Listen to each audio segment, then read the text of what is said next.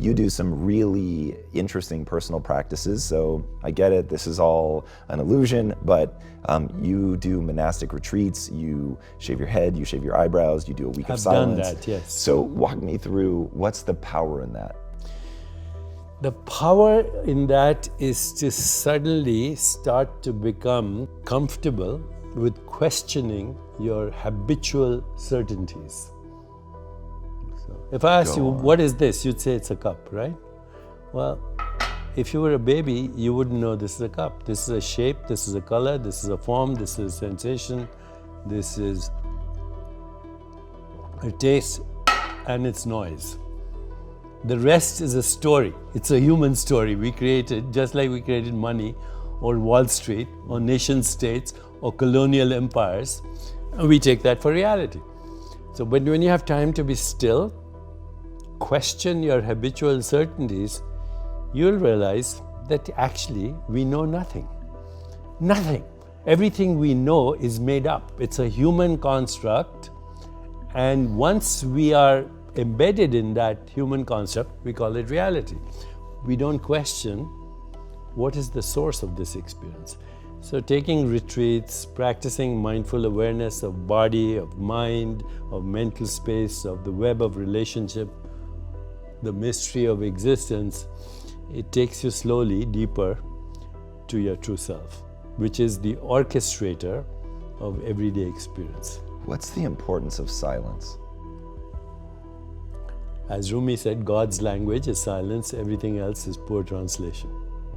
The moment you start going into the direction of pure consciousness, you go also in the direction of homeostasis, which is self-regulation. You go in the direction of healing. You activate the parasympathetic nervous system. We tested people who are in a one-week retreat. We call it the seduction of spirit, which is a nice name.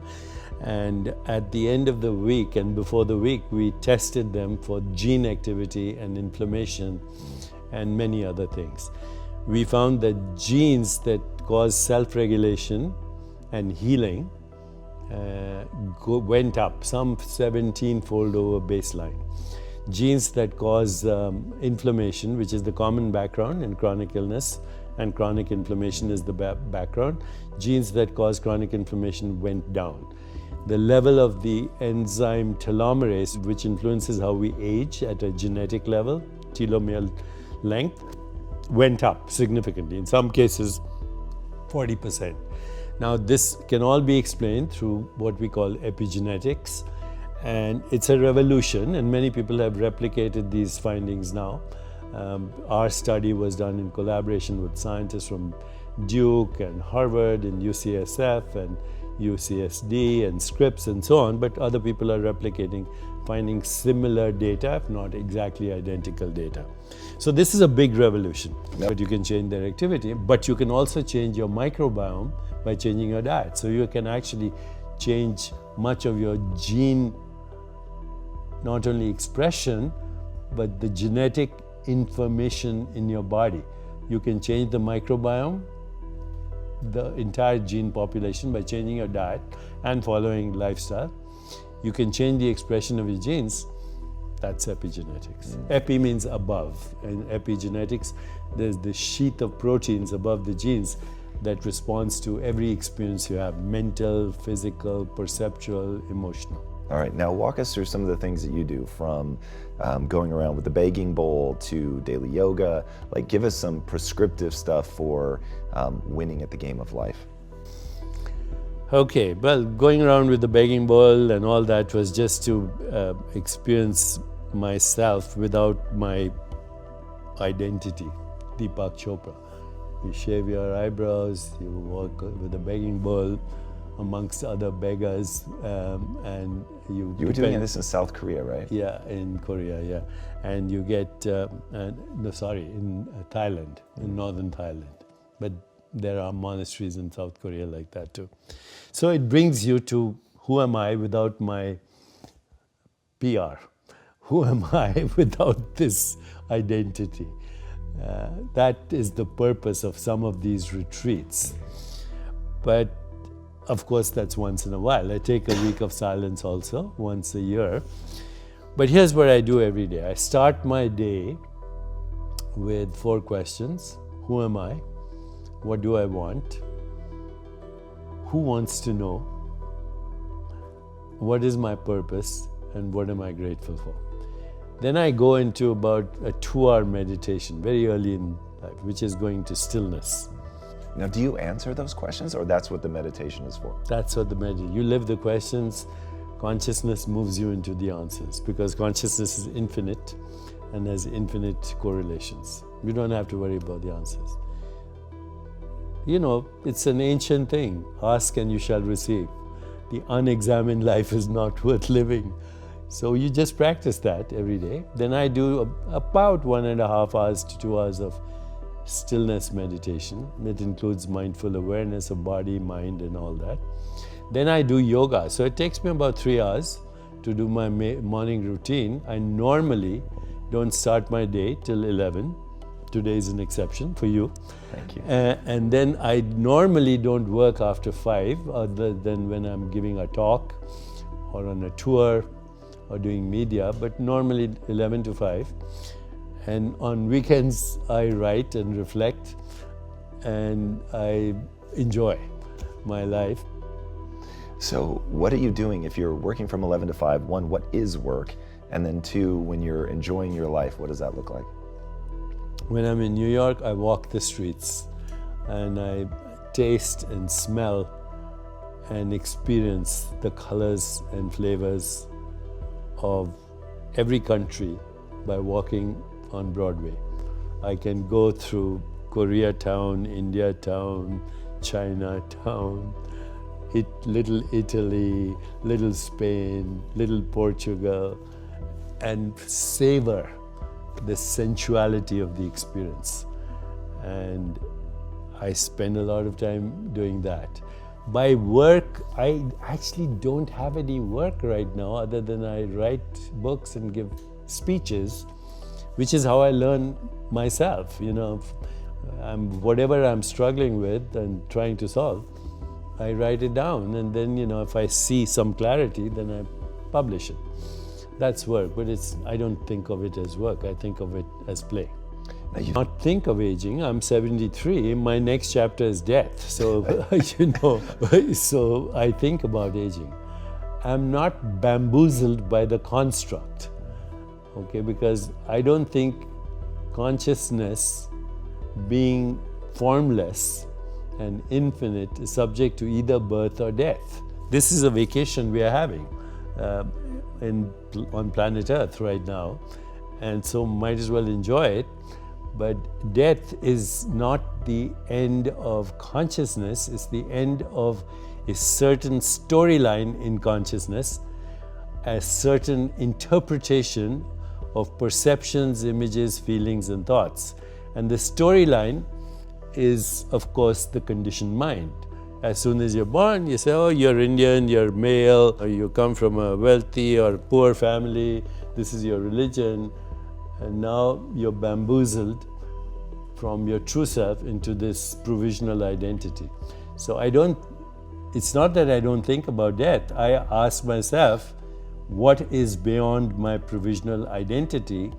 And I dwell in that, and that has a very interesting outcome, which is the outcome in every spiritual tradition. There are only 3 things that happen, by the way, in a religious or traditional experience. One is transcendence. You know that you are not an entity in space and time, that your true self is formless, infinite, unbounded, borderless, unfettered, free consciousness, number 1. Number 2, you have the emergence of what usually are referred to as Platonic truths: goodness, beauty, harmony, love, compassion, joy, equanimity. And number 3, loss of the fear of death. There's nothing more important than having those 3 experiences, and they've been part of every wisdom tradition for thousands of years. Talk to me about love. Love is not an emotion. Love is the ultimate truth at the heart of creation, which is unity consciousness. One consciousness differentiating into infinite modes of experience, infinite knowers, infinite modes of knowing, infinite phenomena known, all generated within the oneself. So love is the ultimate truth. But what is that like, that help? So I think of my mother right now, who's long gone. And as soon as I think the word mother, I see her image. And it's not in my brain. There's only chemistry in my brain. The image is in my consciousness. As soon as I think of her, actually I can hear her voice. There's no sound in my brain, but I can hear her voice in my consciousness. As soon as I think of her, I feel an emotion. Maybe there's oxytocin in my brain, but I'm not experiencing oxytocin. I'm feeling this immense emotion of joy just by thinking of her. I can even smell her skin when I was a baby. Where did all this come from? Just by thinking of the word mother, okay? The word mother in pure consciousness created this whole gestalt of experiences. I call this qualia entanglement instead of quantum entanglement. Qualia means quality of experience. Sensations, images, perceptions, feelings, thoughts. Ultimately, that's all there is. Qualia, or qualities of experience, we reify them, we objectify them, and we call them molecules. What was your mom like? She was the most amazing storyteller.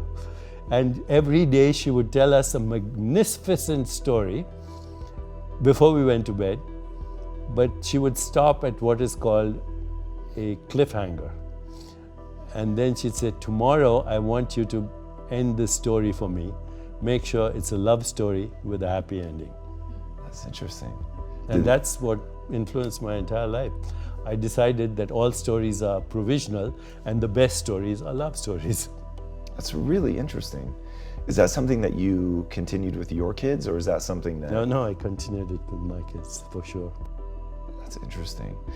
Do you think that that brings an awareness to storytelling in and of itself, or is it most powerful because it primes you to focus on something beautiful? It actually does all of the above, you know. Humans are different in that we are storytellers. So until about 40,000 years ago, when we had rudimentary language, there were 8 different types of humans, or maybe more. We are Homo sapiens, which means the wise ones. We gave ourselves that name. Nice and humble. But there's Homo erectus, Homo neanderthals, Homo florensis, on and on. They all had a rudimentary language for danger calls, mating calls, food. But then we created a language for telling stories, and we decimated every other species, because with stories we created money, we created empires, we created colonial states, we created Wall Street, we created technology, we created cyber hacking and whatever else, mechanized death. This is all the result of our ability to take raw experience, which is perceptions, and make a story out of it. So once you realize that, you also realize that all stories are provisional. You're not just stories, you're the author of the stories, and that includes all stories, including the story that you are a biological organism in a theater of space-time and causality, and this is real. That's a story. Why is it so important to tell yourself a story about gratitude? I know you tell people to focus on that. Gratitude opens the door to abundance consciousness. When I'm feeling grateful for what I already have, I feel fulfilled and joyful. And if you have gratitude, you can't experience hostility at the same time.